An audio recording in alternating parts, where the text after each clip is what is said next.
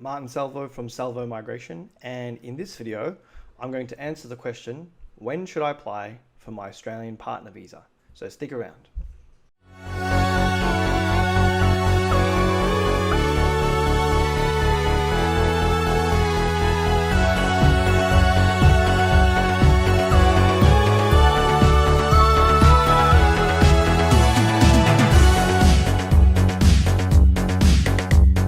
Welcome back. So, as you know, the purpose of this video is to talk about and answer the question, when should I apply for my Australian partner visa?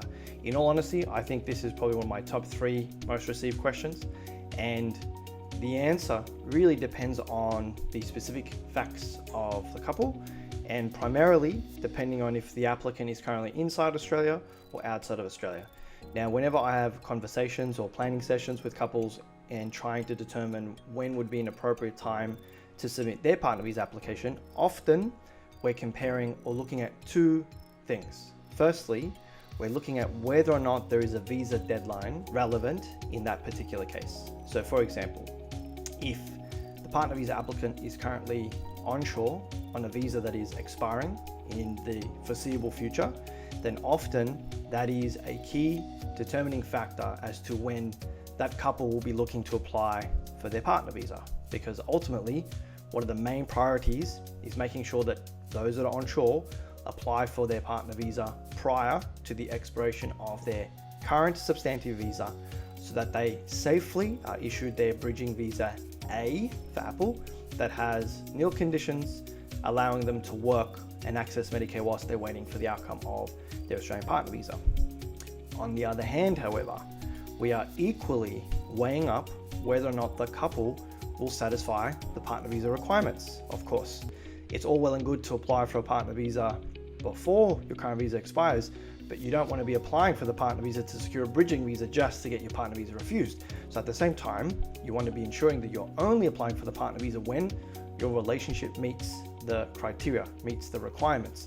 Now, depending on the partner visa you're applying for, most often couples will need to satisfy that when the visa is applied for at the time of application, they're in either a de facto relationship or in a married relationship. So when we're looking at a couple's timeline, their relationship facts and their history, we're looking at the past to see what they've done in their relationship leading up to the moment that we speak to them, and seeing how much longer that applicant may have on their substantive visa, and weighing up when's going to be a good moment to apply. So to draw this visually, often the main deadline is a visa expiry. If you're here in Australia on a temporary visa and your visa is expiring in the near future, that will often dictate when you're going to be submitting your partner visa to ensure that you get your bridging visa A that keeps you in the country lawfully after the expiration of your substantive visa. In our YouTube channel, you'll also find another video that's called Why You Should Never Rush an Australian Partner Visa, and in that video I go into depth what we mean by time of application criteria. Because when the partner visa is applied for, now whether you're applying for an 820, 801, a 309, 100, when the application is applied for at the time of application, that is when a couple need to satisfy the government that they are in a married or de facto relationship.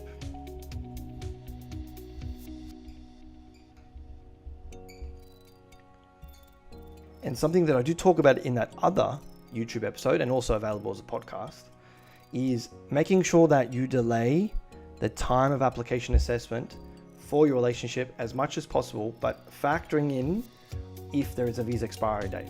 So let's say hypothetically you're here in Australia on a visa that expires on I'll use a very common visa expiry date, particularly for those on student visas, the 15th of March 2022, and you've been in your de facto or married relationship with your partner for a little while now, and you're asking, when should we be applying for the partner visa?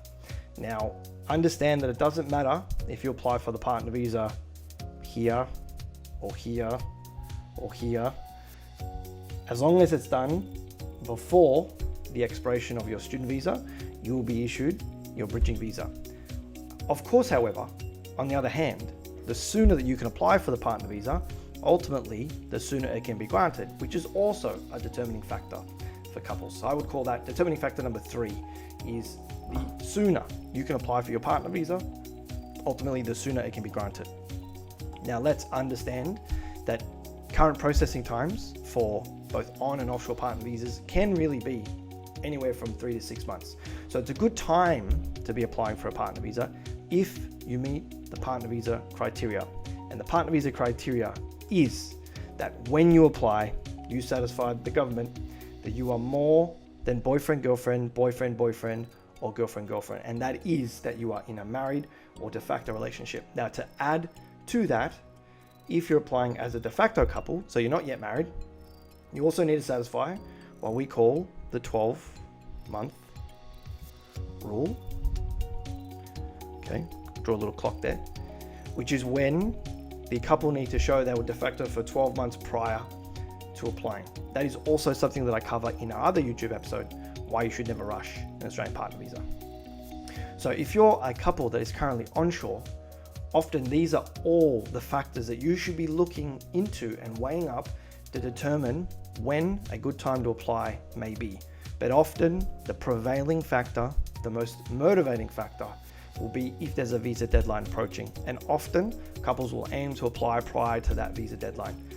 Unless you find yourself in a position where, let's say, your relationship may be only short-term in length. So you've only very recently met your partner and either you or your partner's visa is expiring and you're worried about applying too soon in your relationship timeline. You're worried about meeting time of application criteria and not being able to demonstrate that you are in a married or de facto relationship before the visa expires. Now, sometimes what certain applicants may do is they may apply to extend their visa. And when I say extend, I mean apply for another visa. There's no way to extend the visa you were initially granted. It's a bit of a misconception, but it's just I suppose a loose term that we use. But really what you're doing is you're applying for another visa. So maybe you're applying for another student visa. Maybe you're applying for an extension of your working holiday. Maybe you're applying for a visitor visa. Maybe you're applying for one of the 408 COVID stream visas to buy time so that you can strengthen your relationship facts and then apply for the partner visa after that extension has been granted and delay the assessment of your relationship against time of application criteria. Conversely, if you and your partner are overseas or you, the applicant, is currently outside of Australia and you're not pressed by a visa deadline, then really when you should be applying for the partner visa comes down to a couple of things. Firstly, how quickly do you want to be here? Because the sooner you can apply for, if you're looking to apply for an offshore partner visa, ultimately the sooner it can be granted. And secondly, when will you meet the definition of being in a de facto or married relationship, and only applying when you feel confident that you meet that threshold. And again, that ties back into time of application criteria.